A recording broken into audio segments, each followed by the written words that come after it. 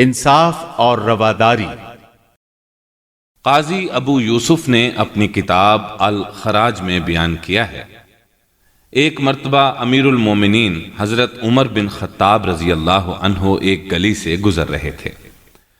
دیکھا کہ ایک نابینا بوڑھا ہاتھ میں کشکول لیے بھیک مانگ رہا ہے۔ شکل و صورت سے وہ مسلمان کی بجائے ذمی معلوم ہو رہا تھا۔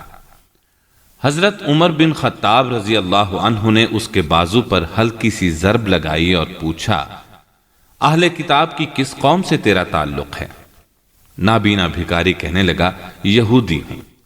امیر المومنین نے فرمایا، یہ جو میں تجھے کشکول اٹھائے دیکھ رہا ہوں، آخر ماجرا کیا ہے؟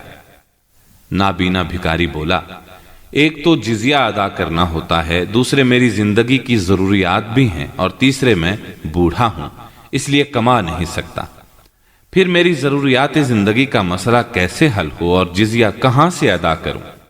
لہٰذا بھیک مانگ رہا ہوں۔ امیر المومنین نے جب اس کی بات سنی تو اس کا ہاتھ پکڑ کر اپنے گھر لے گئے اور ممکن حد تک اسے عطا فرمایا۔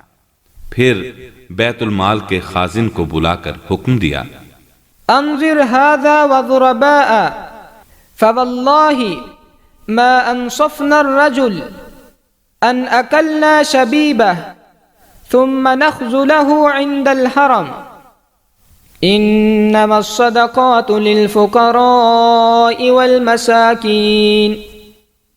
اس نابینا بوڑھے یہودی کا اور اس کی طرح دوسرے اہل کتاب کا خوب خیال رکھو۔